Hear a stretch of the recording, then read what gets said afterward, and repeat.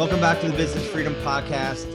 This is going to be an awesome podcast series. It's called Taking a Holistic Approach to Your Business. And this is a gentleman that I have just a ton of respect for, who's challenged me in my business, in my roles as husband and father, in my faith. Dave Hook out of Central PA gives a talk at our intensive workshop a couple years ago that will really change the way you look at your business. And we're getting really good feedback on allowing you guys into our world. So we're just rolling with it here. And again, grab a journal, grab a pen, and this is a 3-part series. And if you love it and you love the podcast and it's really helping you envision what your business and life could look like if you set it up properly, all I ask is for you to share the podcast and to leave us a 5-star review. It's super helpful to get others to listen to the podcast. And so that is what I'm asking you to do because this is members only material that we're sharing. And dig in. Dave Hook, I met him when he did, I think, 80 transactions, working 8 days a week with an administrator and maybe a buyer agent, but he was doing 80% of the transactions. And last year, I don't think he quite got to 300 transactions, but he's been out of production for a couple of years and made the complete shift from agent to owner. And he has an amazing team and leaders that are stepping up in his world and doing a phenomenal job. So I'm blessed to know him. Hopefully you feel the same way, to get to know a little bit about him and his journey. Much love and respect. I feel like everyone's getting on the stage is just really sort of making me feel really blessed. This next guy has, man, I get emotional. He probably wouldn't realize this, but he has pushed me in many ways in our business, just to build a business that stands for something more than profit. In my marriage. Just to show up every day, looking for the good in my wife. And he challenged me in the beginning of this year. He's just look for the good in Julie every day. Every day, find one thing that you love about your wife.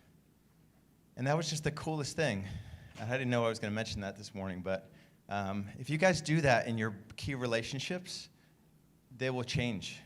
Because you won't be focused on, man, I really hate when Julie does that thing. Because you're looking for the thing that's awesome about her every day, and it's different every day. So you guys know Dave Hook. Just give him a huge round of applause.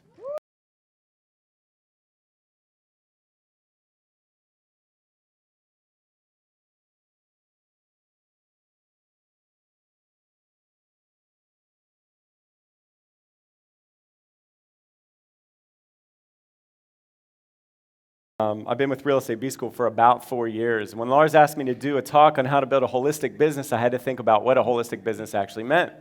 So I gave Lars a call and asked him what he wanted me to speak on, and he said, I want you to think about how you've looked at your business, kind of how you viewed it as you build it consistently and methodically and slowly over time. And he always emphasizes slowly with me. In fact, he called me Rain Man in front of everybody at the last conference. I'm still trying to find the compliment in that. But I think what Lars means is that he says he's kind of admired the way we looked at the business. And I think what he means is how we've been able to build a business that has the capacity to serve ourselves and our families, enrich the lives of our team members, and on a good day, even have the capacity to give back to our communities. See, the reality is I built multiple businesses since the age of 22, insurance companies, real estate brokerages, investment companies, and a number of things in between. And the truth is that most of those businesses suck the life out of me and my relationships, and they always weren't the most healthy. And so the best analogy I can give as to how I've looked at my business from afar, kind of like Andy Mulholland said yesterday, I've stepped back and looked at this particular business, the most recent real estate team that we've built, and I kind of look at it like an iceberg. If you know anything about an iceberg, you know that on the top of the surface is 10% of the mass, and under the surface is 90% of the mass. All my other businesses, I focused on the part that people can see. I focused all my measurables and attention on sales and top-line revenue and GCI, the things that made me feel good, the things that boosted my ego. And essentially, when you measure things, what you measure is what you focus on, and what you focus on is what expands. And when I focused on sales and just a little piece of the iceberg on top, I ended up with lopsided businesses without foundations. And so today's talk is going to be a little bit about how to focus on stuff under the hood, the stuff that nobody sees. And so I want to talk about what Gino Wickman calls the 3 components of a business: sales, operations, and finance. And he says that those are the 3 components of a business. We're going to talk about one more that I would add on that, and that would be ourselves and how we show up in the world. But before I get into talking about how to build a business like that, I want to talk a little bit about Penn State University, a bad drunk bender, 90-hour work weeks, a horrible breakup, and a little girl named Lovely in the country of Haiti. Is that sinking? Can you see my family? Point it over there. How about now? So that's a picture of my family. My lovely wife, Jenny, on my left. Our middle child, Henry, is 4 years old. And Sam just fractured his arm. He fell off the back of a gator and broke his arm. He's 2 years old. And our 8-week-old Oliver is on my wife's lap. And we look happy and blessed, and we are. And the reality is that we weren't always that happy and blessed. The truth is that I didn't always look that happy. In fact, things looked a little bit different between 1998 and the year 2000. So between 1998 and the year 2000, I was at Penn State University, and I focused a lot on things that didn't matter, the top of the iceberg that people could see. And when you focus on things that don't matter, you often lose sight of the things that do. And at Penn State University, I was arrested 7 times. I was arrested for DUIs, underage drinking, public drunkenness, possession of narcotics, and intent to distribute. I lost my license for 2.5 years. I was thrown out of any on-campus housing, almost thrown out of college, and I was put on probation in Franklin County for a year.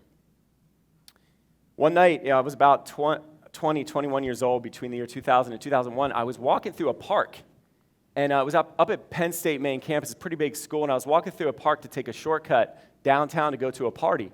And I was walking through a park with about 15 other friends, and as we were walking, it was pitch black. We were just taking this shortcut. And we had a bunch of beverages in our cargo pants that we were drinking, and I had an open beer, and I was walking through this park, and all of a sudden I heard this little rustling over in the bushes, like a noise, and it was pitch black. It was like 11 o'clock at night, and as I heard a rustling in the bushes, I kind of stopped. It caught my attention, and all of a sudden a bright beam of light, like a beam of light from God himself, went right on my shirt, and it went boom, and I looked down, and I heard this voice, and it said, "You in the blue shirt, stop." And I looked, and I had a blue shirt on. And I thought like God had pinned me, and my friends ran away. They were scared. And I'm looking down, and I'm looking at the light, and I'm squinting, and I see a police officer climb out of the bushes. I don't know what that police officer was doing in the bushes at 11 o'clock on a Saturday night in a children's park, but that's for another story. As he walked up, I did what any college kid would do. I finished my beer. And he asked me what was in my hand, and I said, an empty can.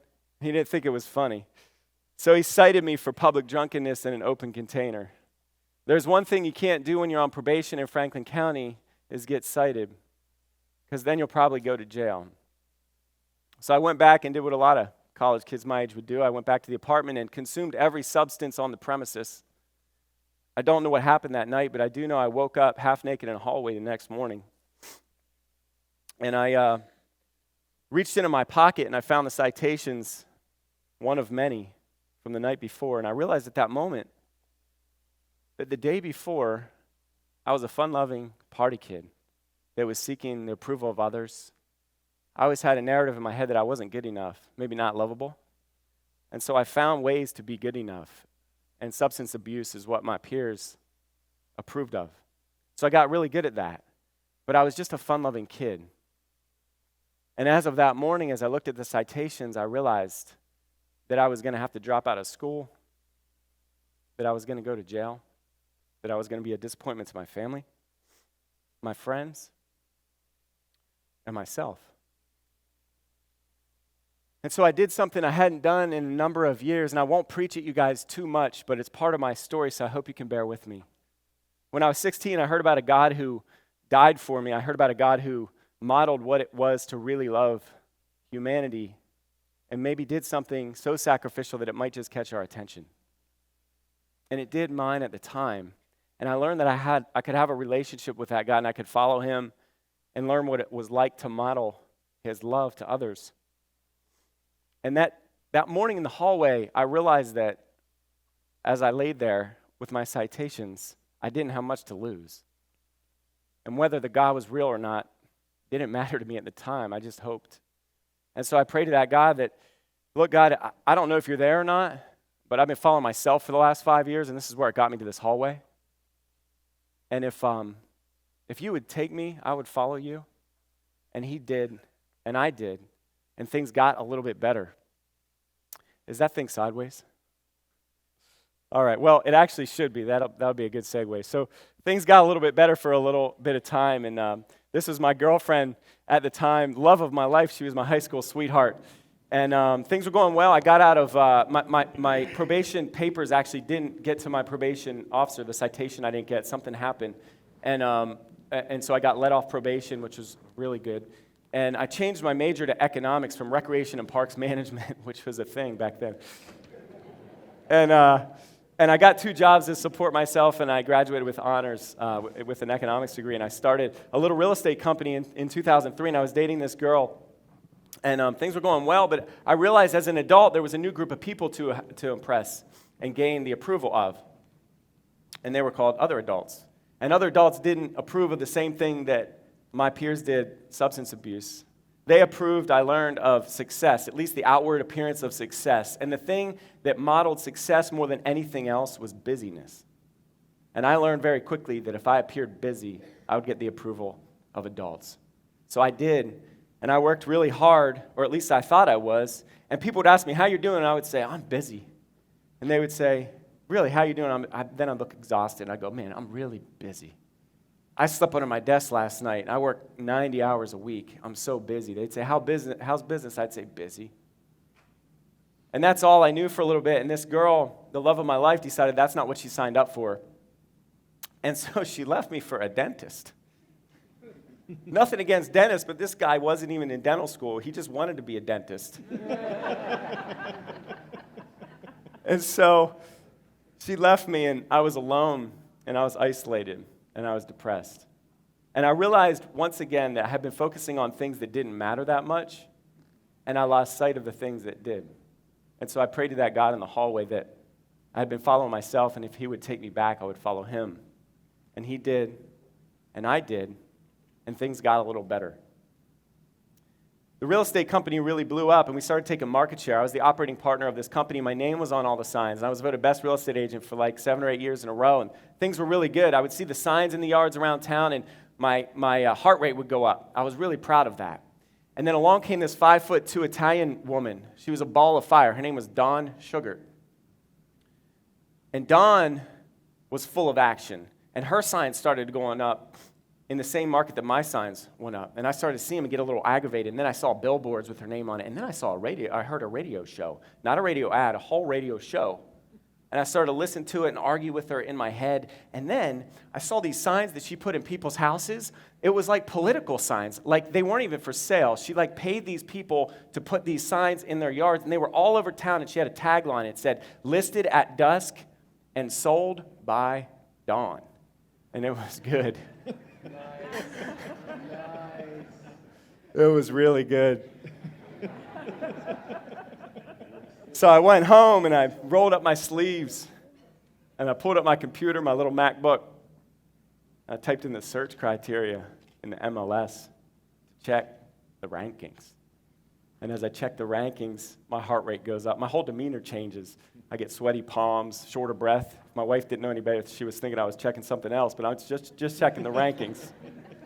And as the thing went, it came up, and sure enough, Dawn had exceeded our market share. And I felt like I got the wind knocked out of me because my identity was wrapped up in market share. And so I did what any real estate agent would do. I changed the search criteria to a little neighborhood I grew up in that I pretty much own, and I could see myself as number one. And that helped for a few minutes. And then went back to my office, and I recalibrated my whole budget for the next year. I eliminated any profit in the meantime, but she had done 300 sides that year, and I think we did 250, so I set a goal to do 301 the next year.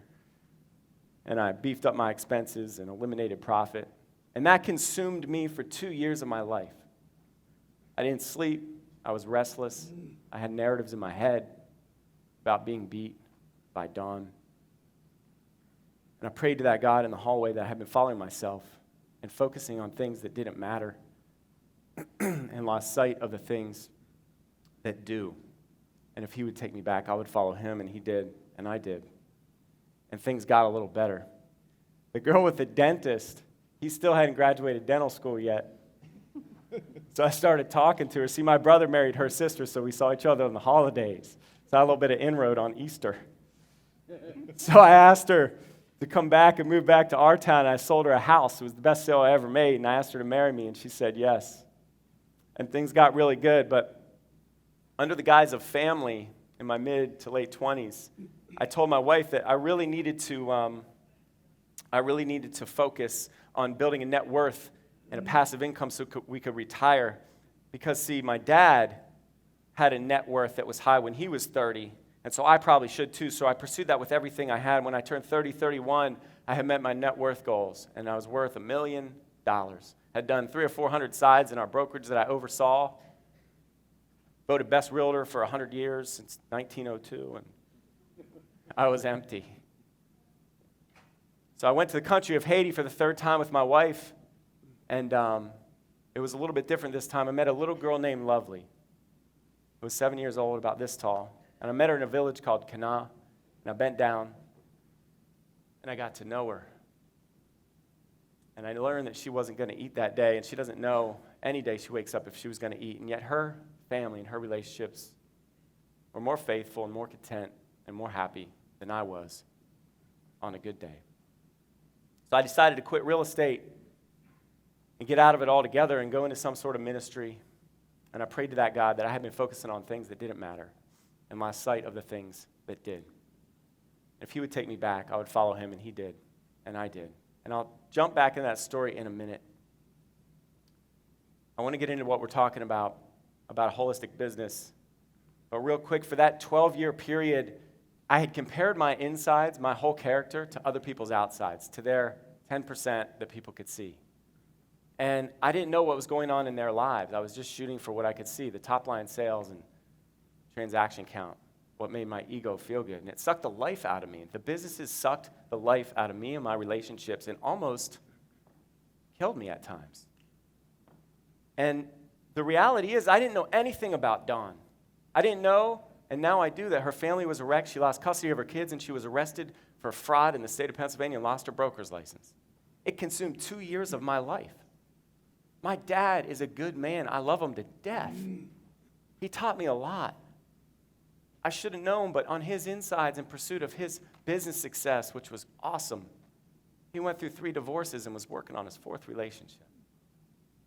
And when we focus on things that don't matter as much, we lose sight of the things that do. Thanks for listening to the Business Freedom Podcast. If you're getting value from the podcast, would you please leave us a 5-star review and share it with others who might benefit from the content I'm sharing? And if you're ready to scale your real estate business sustainably and profitably, there are a couple options for you. If you're doing under $500,000 in annual GCI, our Business Foundations program is for you. Head over to getbusinessfoundations.com. That's getbusinessfoundations.com, and learn how you can make the shift from overwhelmed real estate agent to true business owner. If you're doing more than $500,000 in annual team GCI, there's our graduate program, designed for top producers and team leaders who want to grow their team and scale their business. If that's you, go to realestatebschool.com and apply for a free business growth strategy session. No matter where you are in your business growth journey, we have the tools, systems, strategies, training, and coaching to get you where you want to be. Remember, only you can create your future, so take action now.